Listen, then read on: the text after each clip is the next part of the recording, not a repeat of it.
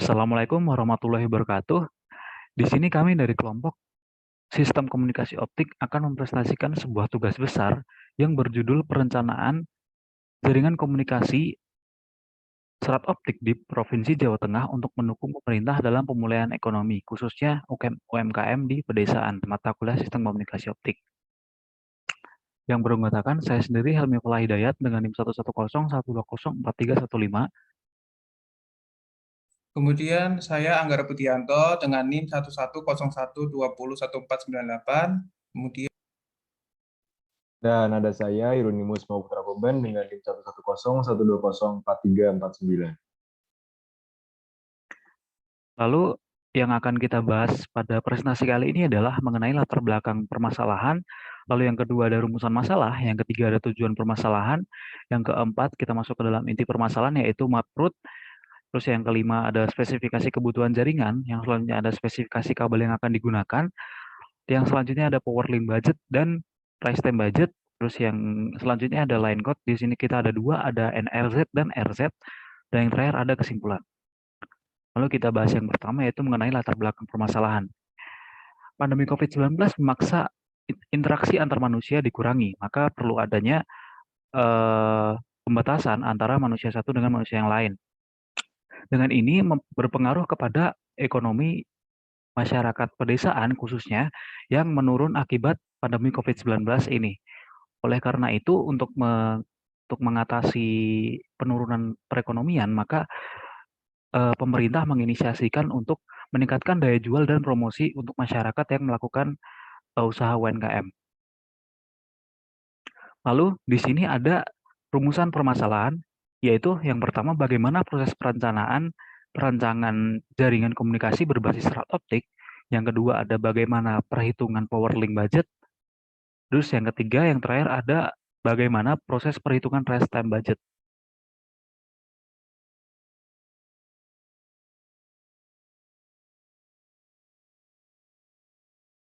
Baik, selanjutnya di sini kita masuk ke tujuan. Di sini kita memiliki 3 tujuan dalam proyek tugas besar kali ini, yaitu yang pertama ada mengetahui proses perancangan jaringan komunikasi berbasis serat optik, lalu yang kedua ada memahami proses perhitungan power link budget beserta hasil perhitungan dari power link budget, dan yang terakhir ada memahami proses perhitungan rest time budget. Nah, di sini dapat dilihat map route dari kota ke kota yang akan kita jadikan sasaran perancangan. Di sini untuk kota yang kita jadikan target adalah Kota Semarang dan hingga Kota Pati dengan panjang jarak sepanjang 77,5 km.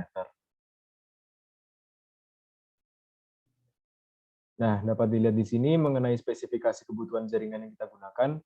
Di sini terdapat laju data, jumlah splice, power output transmitter, hingga margin system.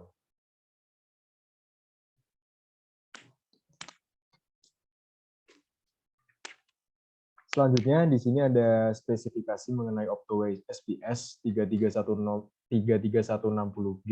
Di sini bisa dilihat ada dari parameter, nilai, dan unit. Ada untuk parameternya sendiri ada data rate, maksimum input power, rise time, wavelength, dan fall time. Berdasarkan spesifikasi pada slide sebelumnya, terdapat beberapa analisis. Yang pertama yaitu power link budget. Dengan power receiver, PR sama dengan PS dikurangi AT. Nah, sebelumnya menghitung daya yang diterima, maka harus menghitung AT terlebih dahulu.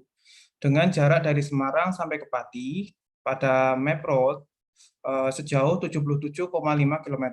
Maka nilai dari AT sama dengan 2 dikali C ditambah N, SP, ditambah FL, ditambah MS. Kemudian dimasukkan nilainya dari spesifik yang telah ada, menghasilkan 34,485.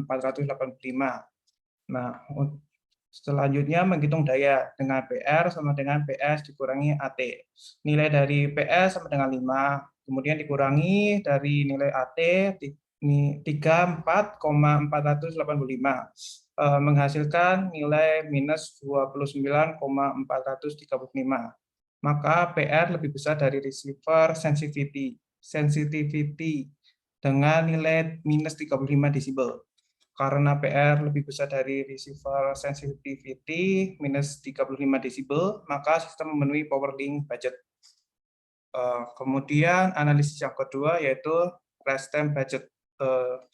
Nilai dari rest time budget yaitu TSIS adalah akar dari TX dikuadratin ditambah T mod dikuadratin ditambah TGVD dikuadratin ditambah dengan TRX. Kemudian dimasukkan nilainya menghasilkan TSIS adalah 2,829 nanosecond. Kemudian nilai TP-nya adalah 1 dibagi bitrate, nilai dari TP adalah 10 nanosecond. Kemudian analisis yang terakhir adalah NRZ dan RZ. Untuk NRZ adalah TB dikalikan 70% atau 0,7. Maka menghasilkan nilainya adalah 7 nanosecond. Nilai ini lebih besar dari TSIS, maka rest time meet NRZ requirement. Kemudian untuk RZ atau return zero adalah TP dikalikan 30%. Maka nilainya adalah 3 nanosecond dan lebih besar dari TSIS. Maka rest time meet RZ requirement juga. Nah, kesimpulan dari perencanaan jaringan serat optik ada beberapa poin. Yang pertama, proses perancangan jaringan komunikasi ini melalui tahapan-tahapan, yaitu diantaranya perencanaan rute jalur kabel, mengidentifikasi area lokasi, pemilihan komponen serat optik, instalasi dan terminasi, serta analisis perhitungan link budget. Kemudian poin yang kedua, komponen serat optik yang digunakan yaitu kabel serat optik single mode dengan tipe G652D dan Optowave SPS 33160G. Dan poin yang terakhir adalah hasil analisis hitung power link budget dan rest time budget didapatkan nilai minus 29,435 dan 2,829 nanosecond. Dengan menggunakan perangkat optik yang sama, didapat bahwa semakin kecil serat transmisi serat optik, maka jarak maksimum tanpa penguatan akan semakin jauh. Begitupun sebaliknya. Demikian hasil presentasi dari kelompok kami. Apabila terdapat kesalahan dalam penyampaian presentasi kali ini, kami mohon maaf sebesar-besarnya. Akhirul salam, wassalamualaikum warahmatullahi wabarakatuh.